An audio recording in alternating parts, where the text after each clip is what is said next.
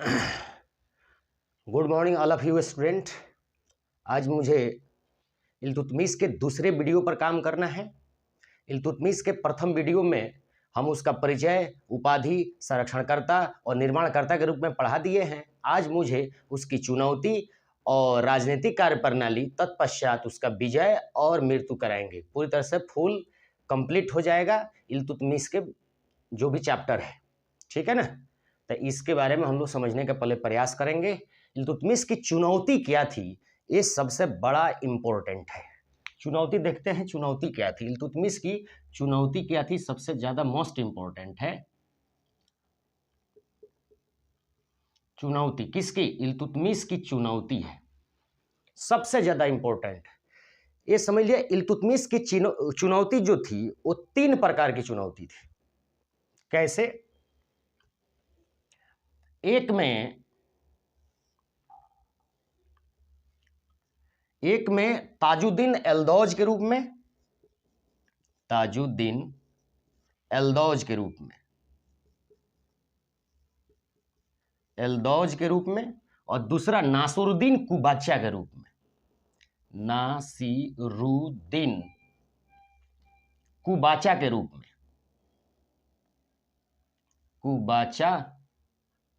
कुबाचा के रूप में, और तीसरा स्वयं लाहौर में जो उसके आराम शाह यानी कि कुतुबुद्दीन ऐबक के जो बेटा था, मतलब कि मुंहबोला बेटा जिसका नाम था आराम शाह, उसके समय में कुछ अमीर थे।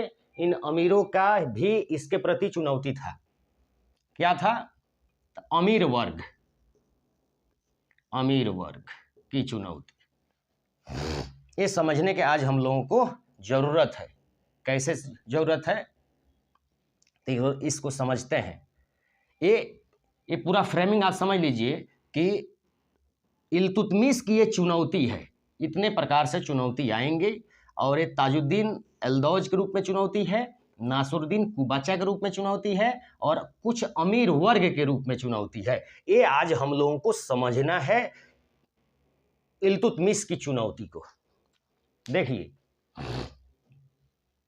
इल्तुतमिश जब राजगद्दी पर बैठता है तो राजगद्दी पर बैठने के पहले इसको दिल्ली में अली इस्माइल नामक व्यक्ति इसको बुलाता है। दिल्ली में अली इस्माइल नामक व्यक्ति बुलाता है दिल्ली में। इल्तुतमिश जब बदायूं का सूबेदार रहता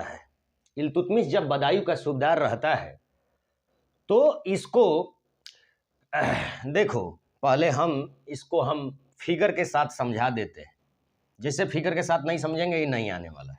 यहाँ देखिए, ये भारत का मैं छोटा सा मैं भारत बना देता हूं।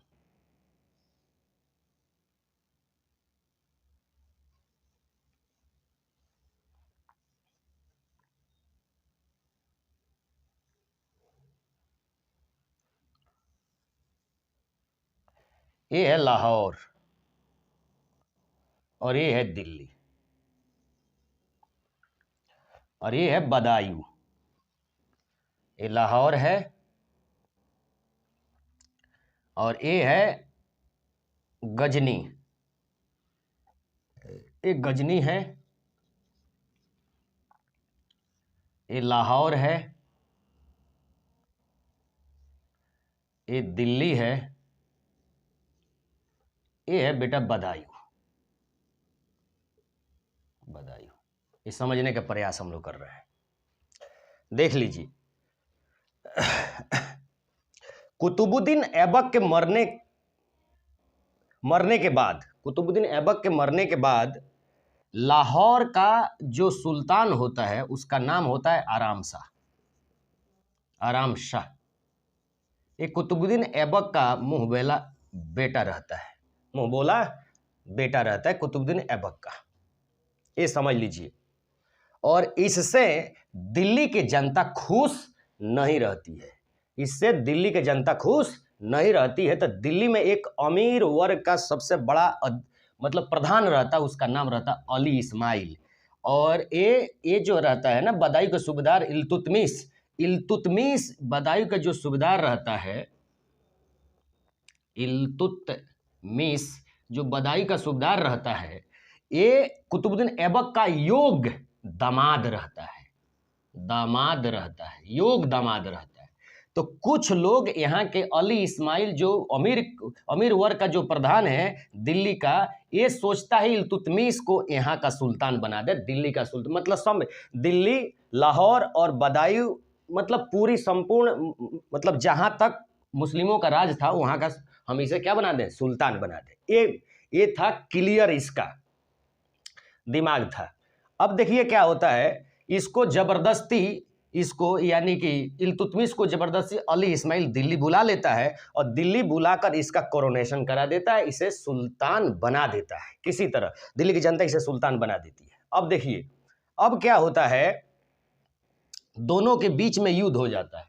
दोनों के बीच में क्या हो जाता है, युद्ध हो जाता है, अंधखुद की युद्ध हो जाता है, सॉरी युद्ध का युद्ध हो जाता है, युद्ध का युद्ध। ये देखिए युद्ध का युद्ध हो जाता है,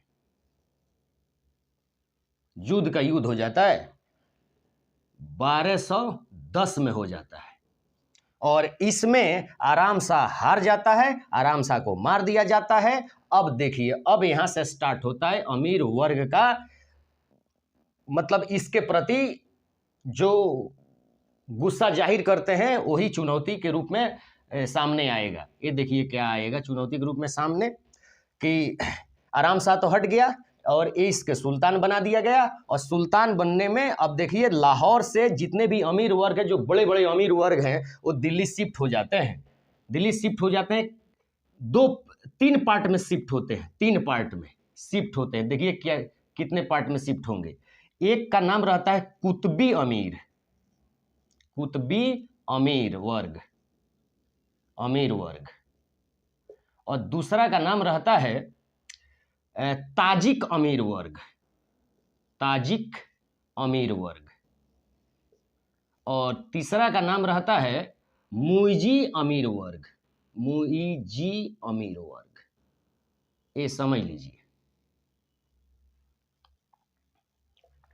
अब और आराम शाह तो मर गया, लेकिन इन लोगों की चुनौती अभी इल्तुतमिश के सामने है।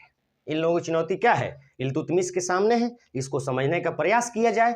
अब देखिए कुतुबी वे लोग होते हैं जो कुतुबुद्दीन ऐबक के समय में भारत आए थे, और मुइजी वो होते हैं जो मोहम्मद गोरी के समय में भारत आए थे। यानी मोहम्मद गोरी के सपोर्ट करता मुइजी अमीर कहलाते थे, कुतुबुद्दीन ऐबक को सपोर्ट करता और कुतुबी अमीर कहलाते थे। परंतु जब ये दिल्ली में जब शासक बना तो इसके भी सपोर्ट करता है ताजिक वर्ग, और इसके काल में यानी कि इल्तुतमिश के काल में ये उज्बेकिस्तान से आए हुए थे, ये सारे लोग उज्बेकिस्तान से।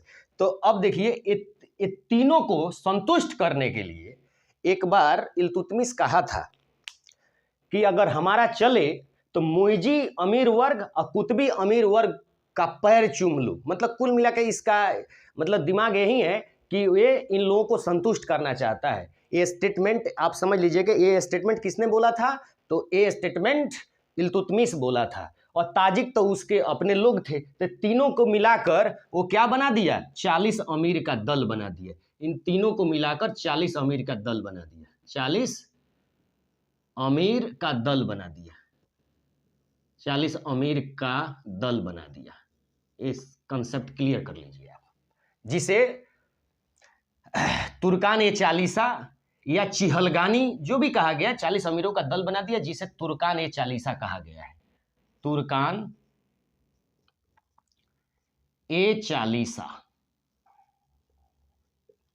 कहा गया है, या चिहलगानी कहा गया है, ये कंसेप्ट आप लोग क्लियर कर लीजिए। ठीक है, तो इसका ये वाला कंसेप्ट क्लियर हो गया। इन लोगों से जो चुनौती थी वो पूरी तरह से संतुष्ट ये लोग हो गए, और इन लोगों को 40 अमीरों के दल बनाकर बड़े बड़े पोस्ट इनको दे दिए गए। खत्म कहानी। मतलब पूरी तरह से एक योग्य तो था ही, और पहले से इसको बहुत पद मिला हुआ था। सदर जहांदार, ग्वालियर का अमीर, अमीर उल शिकार, उसके अतिरिक्त अमील उल उमरा, उसके बाद फिर ग्वालियर बदायूं का सूबेदार, और सूबेदार बनने के बाद ये अली इस्माइल इसको बुला ही लेते हैं, सुल्तान बना ही देते हैं। तो ये योगशील है तब ना ऐसा हुआ है, ये आप लोग समझने का प्रयास कीजिए।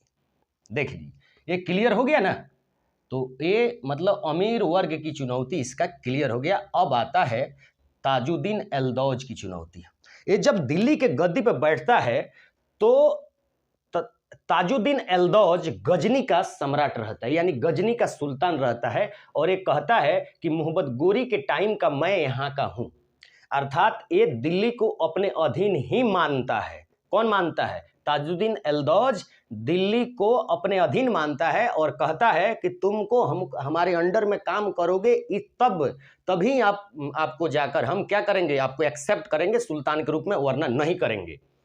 तो एक देखिए ये अभी तो दिल्ली का सूबेदार, अभी दिल्ली का सुल्तान बना हुआ है, तो दिल्ली का सुल्तान बना हुआ है तो इससे तो झगड़ा मोल नहीं लेगा, इसलिए क्या करता है कि इससे ये मतलब कि एक्सेप्ट करवाने के लिए अपने पद को एक क्या करता है, कोई बात नहीं, आप हमारे को काला छत्र, विजय पताका, राज चिन्ह, ये सब ढोल नगारा जो भी है, आभूषण ताभूषण भेज दीजिए, हम एक्सेप्ट कर लेंगे, और इसके अतिरिक्त आपको हमेशा टैक्स देते रहेंगे साल भर में। जो भी बात ये हो जाती है, क्लियर हो जाता है, और ताजुद्दीन एल्दौज और इल्तुतमिश के बीच की जो खटास होती है वो समाप्त हो जाती है। अब देखिए क्या होता है, ये क्या करता है, इसके लिए राज चिन्ह,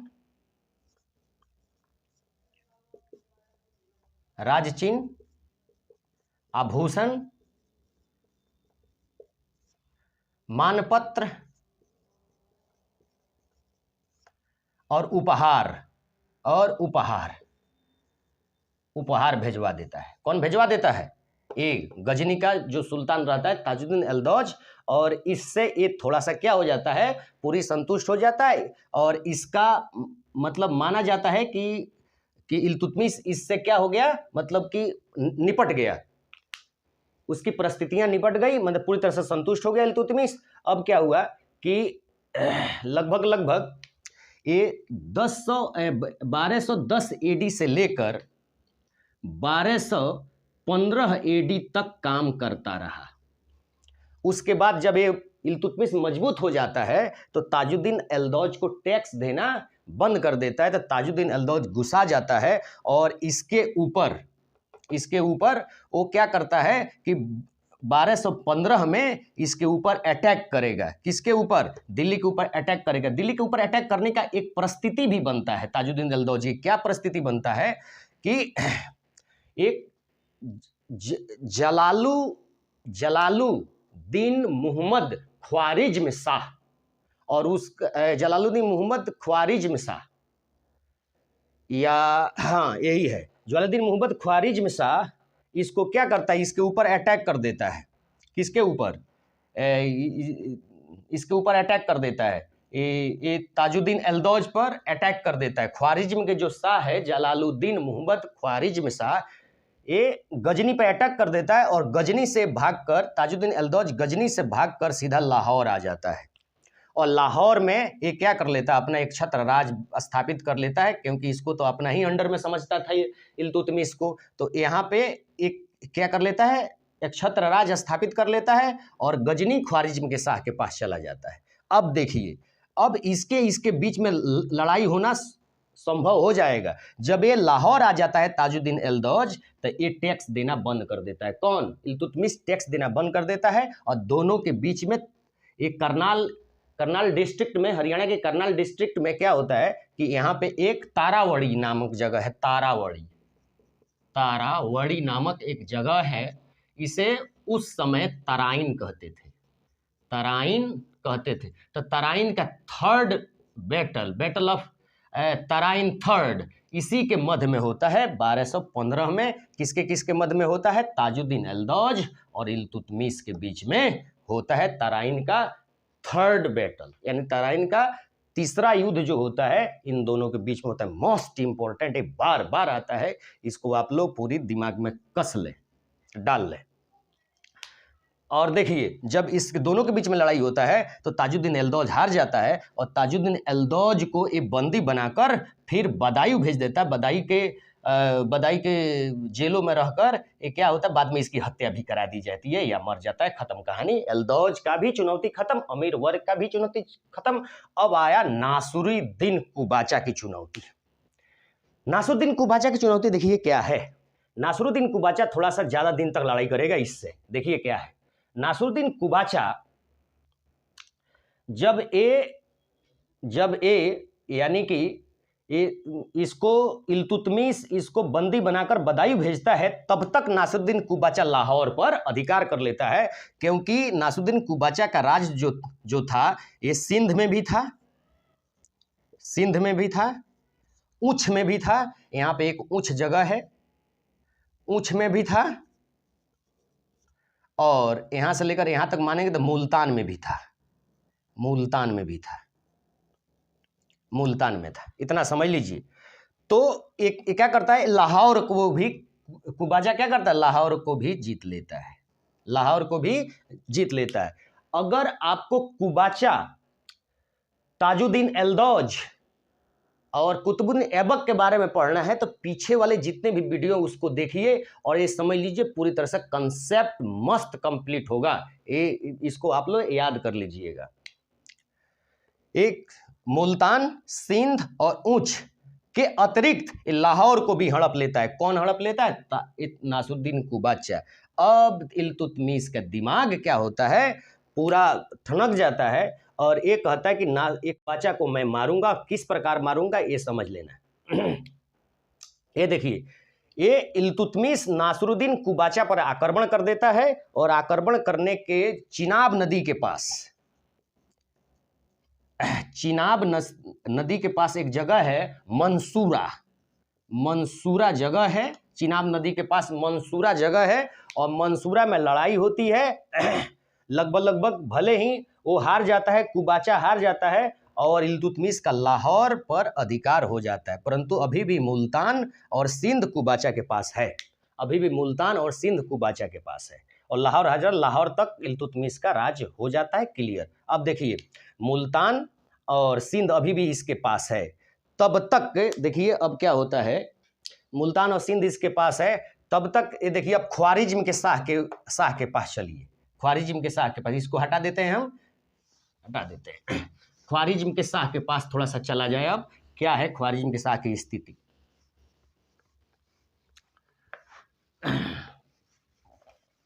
ख्वारिज्म के शाह की स्थिति क्या है, इसको समझने का प्रयास करते हैं। ख्वारिज्म के शाह की स्थिति क्या है, इसको समझने का प्रयास करते हैं। देखिए क्या है, यहाँ देखिए, ख्वारिज्म के शाह के समझने के लिए हमें पूरी तरह से फिगर बनाना पड़ेगा, लगभग मंगोलिया तक, तब जाकर पूरी तरह से डिक्लेयर हो पाएगा कि मंगोलिया के जो चंगेज खां था, तेमुचिंग, वो कौन था और किस लिए आक्रमण किया था, वो समझने का प्रयास करते हैं।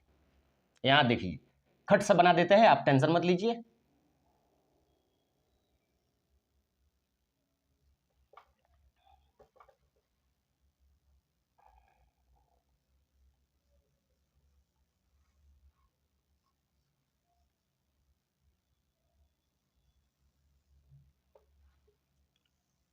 पाकिस्तान इंडिया हो गया, ये अफगानिस्तान हो गया, ये ईरान हो गया, ये ताजिकिस्तान हो गया, ये आपका हो गया तुर्कमेनिस्तान, ये अब यहाँ पे हम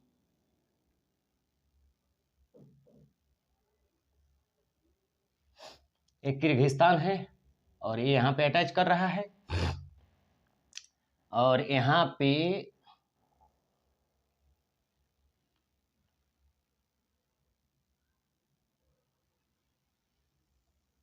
ये चाइना है,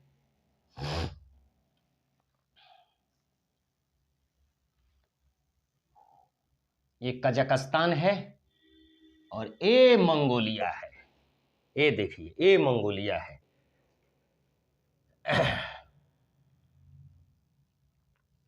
ये इराक है, ये समझ लीजिए। अब यहाँ पे समझते हैं, ये भारत है, ये आपका ईरान है, ए बगदाद मतलब ए इराक है, ए पाकिस्तान है, अफगानिस्तान है, तुर्कमेनिस्तान है,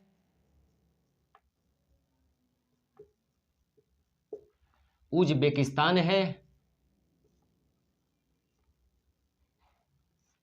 कजाकिस्तान है, कजाकिस्तान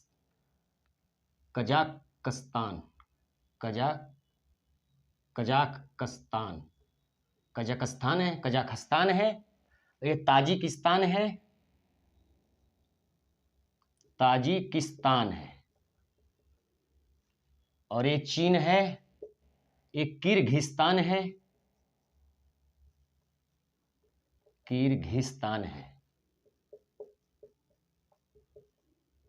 और ये मंगोलिया है।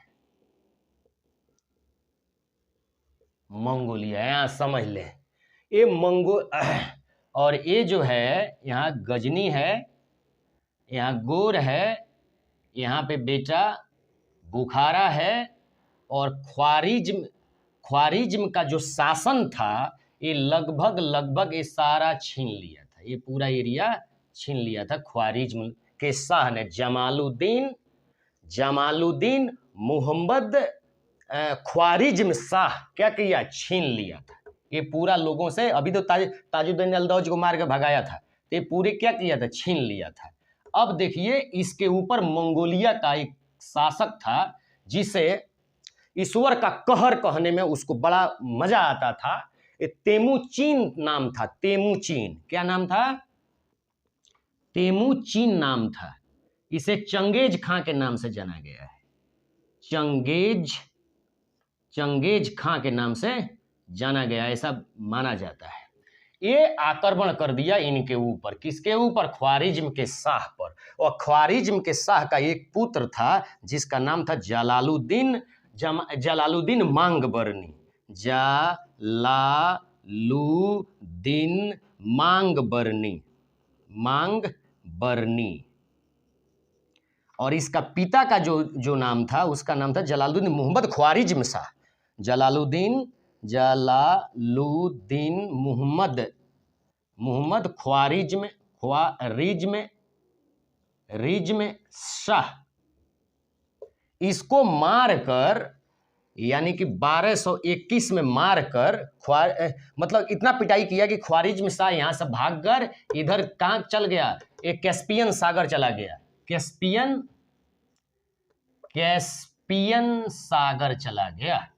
सागर चला गया। और जलालुद्दीन मांगबरनी भागकर ये लाहौर आ गया, यहाँ पे आ गया। जलालुद्दीन ये मांगबरनी भागकर लाहौर आ गया, पंजाब के दोरनी में आ गया, यानी कि पंजाब के दोआब में आ गया। पंजाब के दोआब में आ गया, दोआब यानी कि सिंध दोआब, इसको सिंध दोआब भी कहते हैं,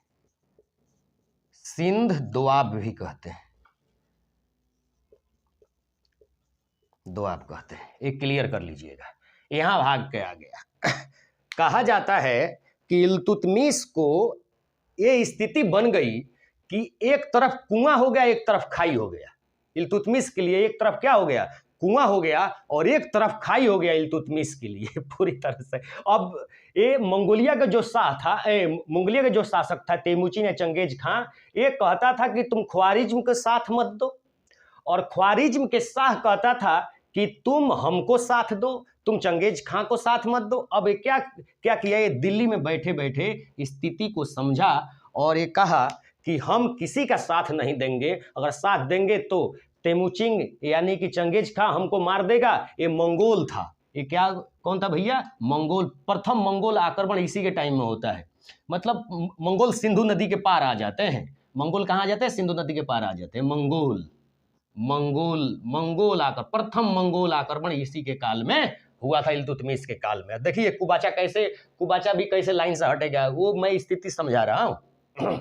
अब जलालुद्दीन मांगबरनी उसका बेटा ख्वारिज्म का बेटा यहाँ तक आता है और इससे सहायता मांगता है इल्तुतमिश से। इल्तुतमिश कहता है कि भैया, और सहायता मांगने में वो अपने किसको भेजता है, अपने एक दूत को भेजता है जिसका नाम था आईने मुल्क, यानी कि जलालुद्दीन मांगबरनी का जो दूत था उस दूत का नाम है आईने मुल्क। बार बार क्वेश्चन आता है, याद रखिएगा, आईने मुल्क, मुल्क था।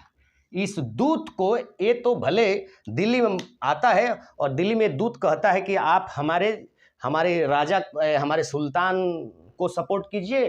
क्या चीज़ के खिलाफ? चंगेज खां के खिलाफ, क्योंकि चंगेज खां यहाँ के जमा चुका है सिंधु नदी के पास और हमको खोज रहा है मारने के लिए, मतलब हमारे राजा को खोज रहा है मारने के लिए।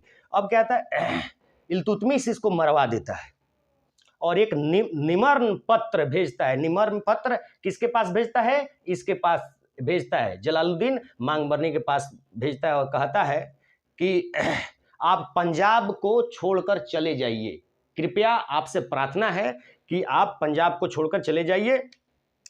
अब देखिए क्या करता है, ये जो है सुल्तान जलालुद्दीन मांगबरनी जो है, अब ये पूरी तरह से मतलब कि ये भागने का प्रयास करता है यहाँ से, परंतु ये भाग नहीं पाता है और अपनी स्थिति मजबूत करके मुल्तान पर ही आक्रमण कर देता है। कुबाचा के राज पर आक्रमण कर देता है, मुल्तान पर। कहाँ आक्रमण कर देता है? मुल्तान पर आक्रमण कर देता है और मुल्तान को हड़प लेता है। कुबाचा से मुल्तान क्या कर लेता है? छीन लेता है और मुल्तान में बस जाता है। और इस परिस्थिति को देखकर इस परिस्थिति को देखकर ये जो है क्या नाम है, चंगेज खां सिंधु नदी के पार से वो चला जाता है, 21 में ही चला जाता है, 1221 में ही चला जाता है। इतना समझ लीजिए, चंगेज खां को भी समझ में आता था कि हम अगर कोई गलती करेगा इल्तुतमिश तभी हम आक्रमण करेंगे, और इल्तुतमिश कमजोर नहीं है कि वो आक्रमण करेंगे और आसानी से जीत के चले जाएंगे। ये भी उसको भी समझदारी थी। और ये भी समझदारी थी कि जो जलालुद्दीन मांगबरनी भागा है, अब उसको हम ज़्यादा पीछा नहीं करेंगे। वो सिंधु नदी के पार आ ही नहीं पाता है और बहुत बड़ा सेना रहता है उसके पास, तो सिंधु नदी के पार नहीं कर पाता है और सिंधु नदी से वापस चला जाता है। और ये जलालुद्दीन मांगबरनी मुल्तान को कब्जा कर लेता है और मुल्तान पर कब्जा करने के बाद ये भी देखिए, इसे खोखरों से दोस्ती हो जाती है। जलालुद्दीन मांगबरनी को खोखरों से दोस्ती हो जाती है और एक राय खोखर यहाँ का राजा रहता है, मतलब कि खोखरों में जो सरदार रहता है, ताकतवर रहता है, खोखरों का राजा रहता है राय खोखर। ये बहुत ताकतवर रहता है खोखर, और एक खोखरों के पुत्री से जलालुद्दीन मांगबरनी शादी कर लेता है और टाई अप कर लेता है, जिसके कारण इसके डर से वो क्या नाम है उसका, वो चंगेज खां वापस चला जाता है कि टाई अप कर लिया है, ज्यादा इसके सेना हो गए, क्योंकि खोखर लोग ही इल्तुतमिश को, कुतुबुद्दीन ऐबक को, मोहम्मद गोरी को परेशान किए हुए थे। मतलब यहाँ स्थिति उनकी मजबूत नहीं बनने दिए, अंततः मैंने बहुत परेशान हो गए थे लोग अपना यहाँ पे राज स्थापित करने में। खोखर बहुत बाद में मरते हैं, समाप्त होते हैं, बहुत युद्ध होता है तब जाकर। तो ये क्लियर हो गया। तो ये जलालुद्दीन मांगबरनी भी अपने वाइफ को लेकर लगभग 1224 में चला जाता है और अपना यहाँ पे खोखरों का राज हो जाता है मुल्तान में। मुल्तानों में अब खोखर का राज हो जाता है। और अब देखिए क्या होता है अब जब ये स्थिति को देखता है, इल्तुतमिश स्थिति को देखता है, तो अब फिर उस सिंध पर आक्रमण कर देता है। किस पर? कुबाचा को सिंध में हराता है। और ये सिंध में कुबाचा हारते हैं तो कुबाचा 1228 AD में कुबाचा चिनाब नदी में लड़ाई नदी में भी हो गई थी ये, तो चिनाब नदी में लड़ाई करते करते नाव से डूबकर इसका मृत्यु हो जाता है। कुबाचा टाइम समाप्त हुआ, 1228 में कुबाचा मर जाते हैं। इस तरह इल्तुतमिश के जितने भी दुश्मन थे वो समाप्त हो जाते हैं और इल्तुतमिश अब यहाँ पे दिल्ली में रहकर लगभग सभी पाकिस्तान, आधुनिक पाकिस्तान और लगभग कन्नौज तक का राज मतलब खूब अच्छा से करता है और इल्तुतमिश की चुनौती यहाँ समाप्त हो जाती है। अब इल्तुतमिश का राजनीतिक कार्य पद्धति सोचने का प्रयास करते हैं। ये रहा, ये समझ लीजिएगा, ये मंगोलिया का रहने वाला था चंगेज खां, जिसे क्या कहा जाता था? तेमुचिंग कहा जाता था। और ये 1221 में सिंधु नदी के पार आ गया था और ये समझ लीजिए यहाँ का रहने वाला था और इस पे आक्रमण किया था, ये समझ लीजिएगा। और इसे दुनिया का कहर मतलब ईश्वर का कहर, ईश्वर का अभिशाप भी कहते थे, याद रखिएगा। ये हटा दे इसको, अब हटा देते हैं। चुनौती पूरी तरह से इल्तुतमिश के मतलब परिस्थिति ही इल्तुतमिश के पक्ष में बन गई पूरी तरह से। ये पूरा कंसेप्ट है। अब देखिए